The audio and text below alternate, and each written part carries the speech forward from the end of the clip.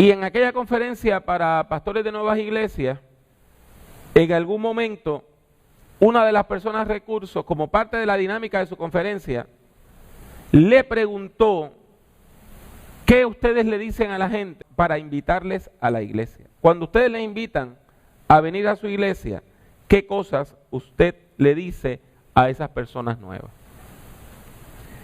Y las respuestas de estos ministros fueron bien interesantes. Algunas personas contestaron que cuando invitaban a la gente recalcaban el entusiasmo de su congregación. Tenemos música movida, adoración contemporánea, y es bien hermoso adorar con nosotros. Otras personas lo que hacían era que recalcaban la calidad de su ministro, de su pastor o de su pastora. Predica tremendo, enseñando es buenísimo, es tremendo maestro o maestra de la palabra. Y el tercer grupo recalcaba entonces, somos una iglesia de amor, somos una iglesia de compañerismo, somos una familia, y esa es la razón principal para que tú visites nuestra congregación. Y lo que me sorprendió cuando terminaron aquellas 50 personas de hablar, es que ni una mencionó a Dios en su respuesta. Ni una. Ni una. Y esto me lleva a reflexionar sobre el extraño silencio que la iglesia tiene sobre Dios. Sobre la forma como en muchas iglesias se habla de cualquier cosa menos de Dios. Hablamos de que somos una familia, hablamos de que somos una iglesia bien caliente, hablamos de que cantamos tremendo, hablamos de que el grupo de oración está excelente, hablamos de que la comida cuando nos reunimos es buenísima y no le hablamos de Dios a la gente. Es como si nos diera vergüenza hablar de Dios. Y con tristeza yo he llegado a la conclusión de que hay ministros que han olvidado cuál es el propósito principal de la iglesia. Y el propósito principal de la iglesia no es otro más que proclamar el carácter de Dios. Para eso es que existe la iglesia, para llevar a la gente a un encuentro con Dios. Para eso es que deseamos que usted venga a la iglesia, para que usted desarrolle una amistad profunda con Dios. Y si la música es buena, que es lindo. Y si la comida es sabrosa, nos la gozamos.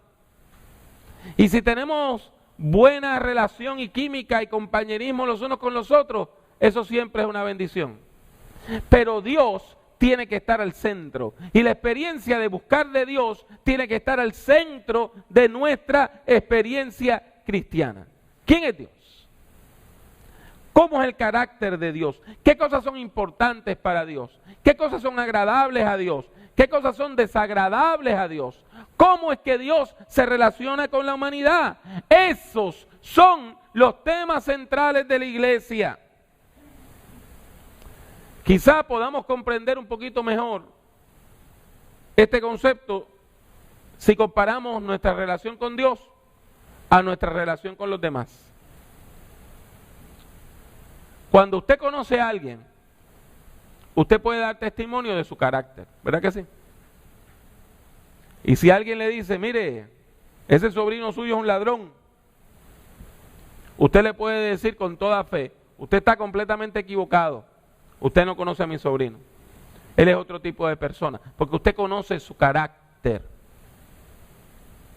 Cuando usted conoce a alguien y tiene una relación de amistad con alguien, usted puede decir si esa persona es paciente o colérica, activa o pasiva, misericordiosa o egoísta, porque la conocemos. Ahora bien, la persona que conoce a Dios puede dar testimonio del carácter de Dios. Amén. Cuando usted conoce a Dios, usted puede decir, Dios es bueno, Dios es misericordioso, Dios es paciente, Dios es justo. Dios es bondadoso. Y quizá algunos de ustedes se pregunten, ¿y cómo es que uno puede conocer el carácter de Dios? Usted llega a conocer el carácter de Dios por medio del estudio de las Sagradas Escrituras. Cuando estudiamos la Biblia, cuando estudiamos la palabra de Dios, ahí nosotros comenzamos a conocer quién es Dios. Las Sagradas Escrituras, desde el capítulo 1 del libro del Génesis, nos están hablando del carácter de Dios, de quién es Dios, de cómo Dios se manifiesta, de cómo Dios se relaciona con la humanidad. Y encontramos al Dios que se revela en la historia de Israel como aquel que es el Dios liberador, el Dios que salva, el Dios que transforma. Y nos encontramos que también en el Nuevo Testamento se revela como el Dios que envía a su Hijo a salvar a la humanidad.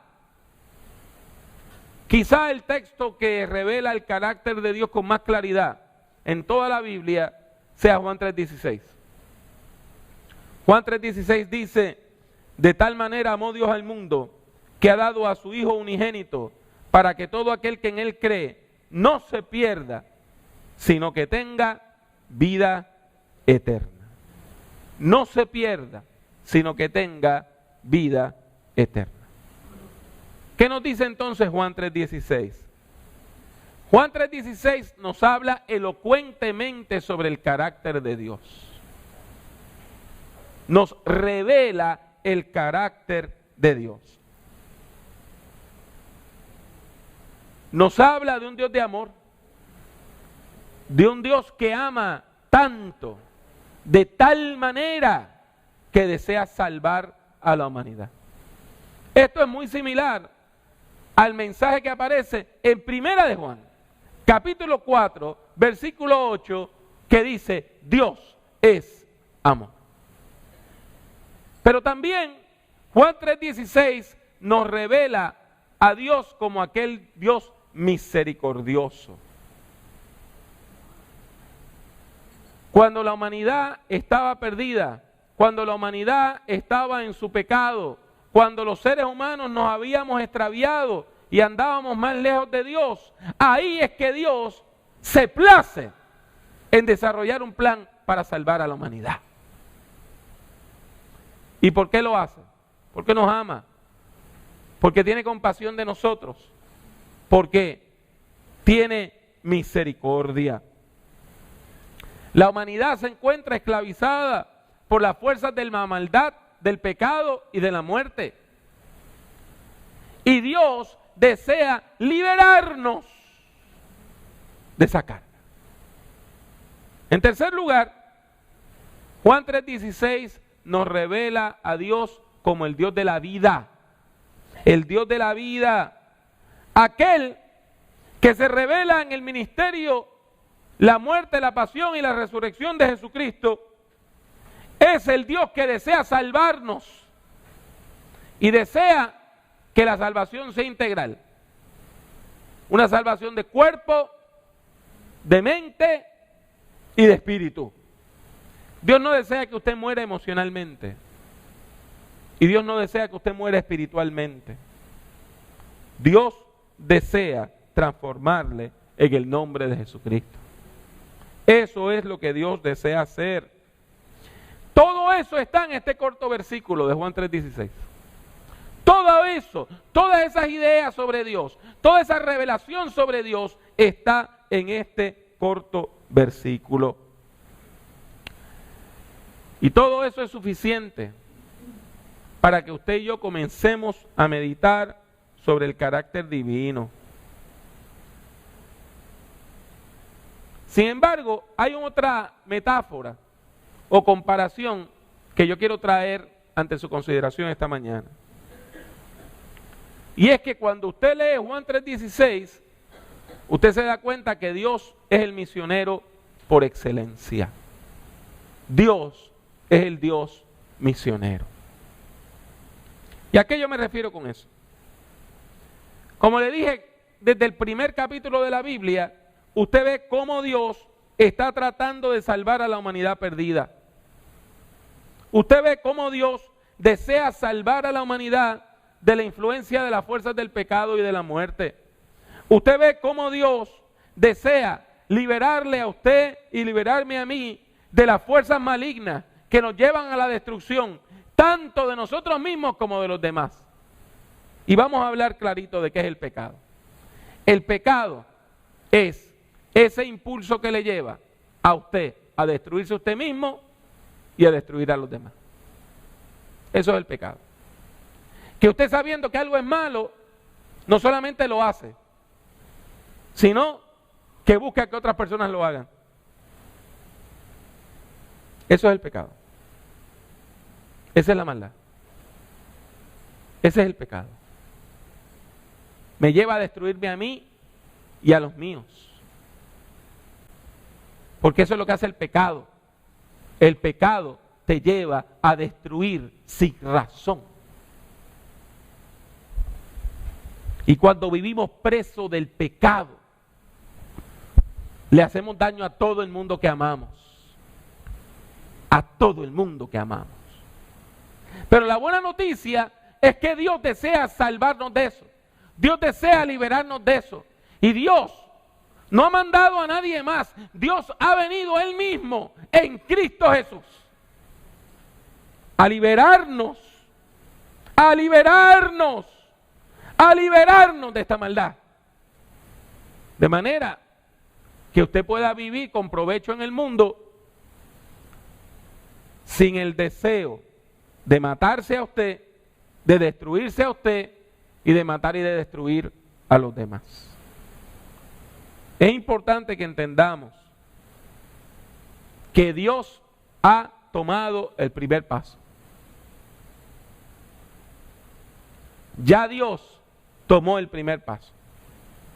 Dios ha venido a buscarnos a nosotros. Dios ha venido en nuestro auxilio. Dios en Cristo Jesús ya nos da la oferta de salvación. Y la mesa está servida. Y usted puede acceder a la salvación en Cristo Jesús. Dios no solamente ha dado el primer paso, sino que nos ha facilitado el aprender a vivir. Ha revelado su carácter en las Sagradas Escrituras, en la Biblia, en la historia de Israel, en la persona de Jesucristo. Pero no solamente eso, cuando usted llega a la fe, Dios sigue trabajando con usted por medio de lo que se llama el Espíritu Santo. Y el Espíritu Santo empieza a trabajar en su vida, empieza a trabajar en su corazón, empieza a transformar su corazón, empieza a darle nuevas virtudes, talentos, habilidades, dones. Y usted comienza a amar. Y usted comienza a perdonar. Y usted comienza a cambiar. Y todo eso porque hay un Dios misionero que desea salvar y liberar a la humanidad. La tarea principal de la iglesia es hablar de este Dios. Es hablar del carácter de Dios. Esa es la tarea principal de la iglesia. Me carga cuando yo veo iglesias donde el tema central es cualquier cosa menos Dios. Y eso es así, desgraciadamente. Yo he escuchado pastores invertir 30 minutos criticando cómo la gente se viste en su iglesia, sobre todo las mujeres. Y después de 30 minutos no han hablado de Dios. Eso no edifica. Eso no es lo que Dios desea que usted y yo hagamos. Esa no es nuestra misión. Nuestra misión es, primero que nada, hablar de Dios. De manera que el mundo que está esclavizado por las fuerzas de la maldad y del pecado y de la muerte pueda ser liberado en el nombre de Jesucristo. Me preocupa el extraño silencio sobre Dios en la iglesia. Y me pregunto si es que estamos avergonzados de hablar de Dios. Para todos los efectos prácticos, usted y yo vivimos en una sociedad que es atea. La gente vive como si Dios no existiera. Y yo me pregunto si a veces nosotros en la iglesia también actuamos como si Dios no existiera y todo lo tuviéramos que hacer nosotros por nuestra propia fuerza. Me pregunto, ¿por qué no le decimos a la gente con más claridad que tienen que venir a la iglesia porque tienen que conocer a Dios? Y estamos buscando otras maneras y planes evangelísticos. ¿Por qué no le decimos a nuestras amistades, a nuestros vecinos, a nuestros seres amados, tú necesitas de Dios en tu vida? Tú necesitas de Dios en tu vida. Así, clarito. ¿Por qué la iglesia está buscando tantas excusas y tantas técnicas de mercadeo para presentar el mensaje? Hermanos, hermanas, la iglesia tiene una tarea y una tarea clara, y es predicar el evangelio de Jesucristo. Dios, ese Dios misionero, desea que ustedes y yo seamos sus colaboradores y colaboradoras. Eso es lo que Dios desea. Para eso existe la iglesia. La iglesia existe para compartir el ministerio misionero de Dios. Para eso es que existe la iglesia. Porque Dios es el primer misionero. Nuestra iglesia tiene 85 años. Y Dios tiene miles de años tratando de servir y de salvar a la humanidad. Por lo tanto, la misión no es nuestra, la misión es de Dios. Y Dios nos invita a ser colaboradores y colaboradoras en esa misión que ya existía desde antes de que esta iglesia fuese fundada. La misión es de Dios, no es nuestra. Por lo tanto, cuando yo le invito a buscar de Dios, no es por beneficio propio, es por el beneficio suyo. Miren, en el fondo, aquellos que nos dedicamos a la predicación del evangelio, somos sencillamente gente que teníamos hambre y encontramos comida. Y le decimos a la gente ahora, ¿dónde hay comida? Yo sé lo que es vivir lejos de Dios. Yo sé lo que es tener una conducta autodestructiva. Yo sé lo que es el sufrimiento que trae el pecado. Y por eso he dedicado mi vida a decirle a la gente que hay otro camino. Un camino mejor. Un camino de vida y de salvación. Yo le invito a usted a nivel personal y a la iglesia a nivel global a que recalquemos la misión en todo lo que hacemos en la iglesia. Que prediquemos este Dios misionero. Que prediquemos este Dios misionero y lo hagamos con amor, con dedicación y con pasión. Que anunciemos el carácter de Dios. Que lo anunciemos claramente. Que le digamos claramente al mundo que Dios desea hacer algo nuevo en medio nuestro. Y que para aquellos de nosotros que nos llamamos creyentes, que todos los días de nuestra vida hagamos un esfuerzo para conocer más de Dios y para conocer más a Dios. Hay una diferencia ahí. Una cosa es conocer sobre Dios y otra cosa es conocer a Dios. Y Dios desea que le conozcamos, no que sepamos mucho de Él, sino que seamos sus amigos y amigas. ¿Y por qué? Porque Dios nos ama Dios es aquel que de tal manera nos amó, con un amor tan grande, que desea que todos accedamos a la salvación que nos provee en Cristo Jesús, Señor nuestro.